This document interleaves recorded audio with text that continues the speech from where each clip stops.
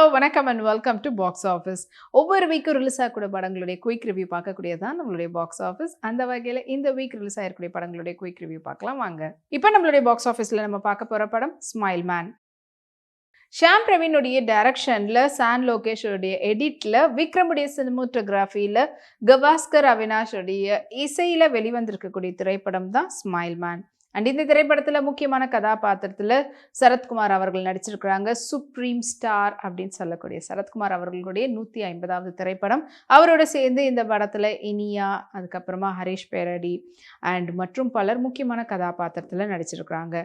And இந்த படத்தினுடைய one line story பற்றி சொல்லணும்னா, ஒரு எக்ஸலண்ட்டான ஒரு போலீஸ் ஆஃபீஸர் அண்ட் அவங்க ஒரு சீரியல் கில்லிங் நடக்குது. அந்த கேஸ் ரிலேட்டடாக அந்த டீமில் இவரும் இருக்கிறாரு. பட் அன்ஃபார்ச்சுனேட் இவருக்கு அல்சைமர்னால இவர் பாதிக்கப்பட்டிருக்கிறாரு.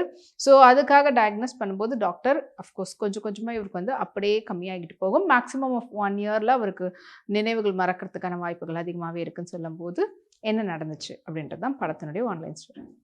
ஸோ இந்த படத்தில் போலீஸ் ஆஃபீஸராக பல படங்களை நம்மளை பயங்கரமாக அவருடைய ஆக்டிங் பெர்ஃபார்மன்ஸ்னால கவர்ந்து இருக்கக்கூடிய சரத்குமார் அவர்கள் இந்த படத்தில் police officer.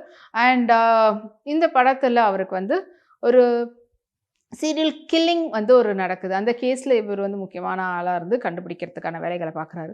So serial கில்லிங்கான case இவங்க பிடிச்சிட்டாங்க அப்படின்னு நினைக்கும் போது பட் அது கண்டினியூ ஆகுது. ஸோ அப்படி இருக்கிற பட்சத்தில் அப்போ அந்த பழைய கேஸ் ஓப்பன் பண்ணுறதுக்கு ட்ரை பண்ணுறாரு.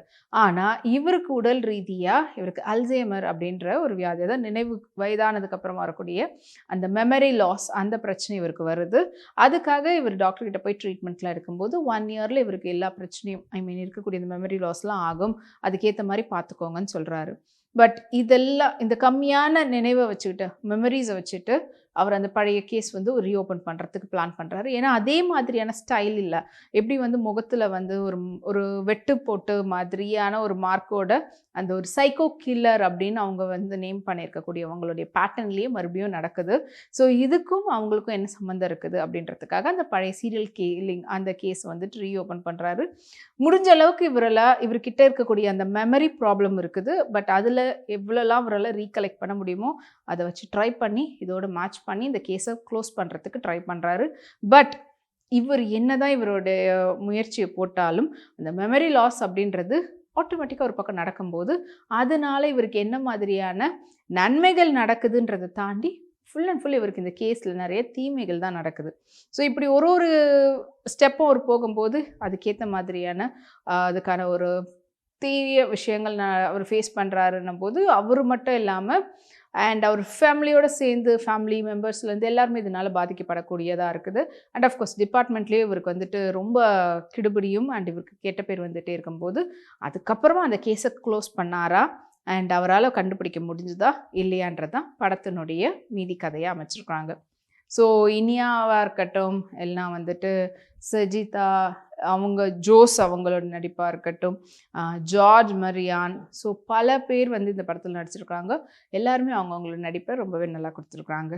அண்ட் படத்தினுடைய எடிட்டர் சான் லோகேஷோடைய எடிட்டிங் ரொம்பவே அழகான ஒரு எடிட்டிங் கொடுத்து பண்ணியிருக்காங்க.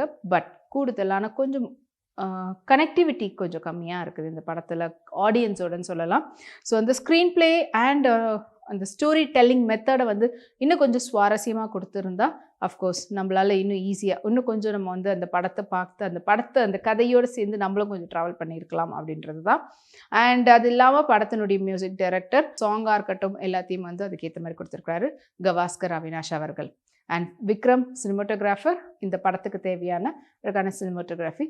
அண்டு ஒரு டேரக்டரில் 2 டைரக்டர், ஷாம் பிரவீன் அவர்கள் கூட்டு முயற்சியில் நல்ல ஒரு டைரக்ஷன் பண்ணியிருக்கிறாங்க. பட் இன்னும் கொஞ்சம் கூடுதலான கவனம் செலுத்தியிருந்தால் மக்கள் இன்னும் நுனி சீட்டில் உட்காந்து பார்க்கறதுக்கான வாய்ப்பு அதிகமாகவே கிடச்சிருக்கும். ஓவராலாக சரத்குமார் அவர்களுடைய 150th மூவி அப்படின்றதுனால அதுக்காக அவர் எடுத்திருக்கக்கூடிய முயற்சி கண்டிப்பாக பாராட்டக்குரியது தான். அண்டு இந்த வீக் ரிலீஸ் ஆகிருக்கக்கூடிய இந்த தி ஸ்மைல் மேன் படத்தை ஒரு இன்வெஸ்டிகேஷன் படம், ஒரு த்ரில்லர் படம் எனக்கு பிடிக்கும் அப்படின்றவங்க கண்டிப்பாக இந்த தியேட்டருக்கு போய் பார்த்து என்ஜாய் பண்ணுங்கள்.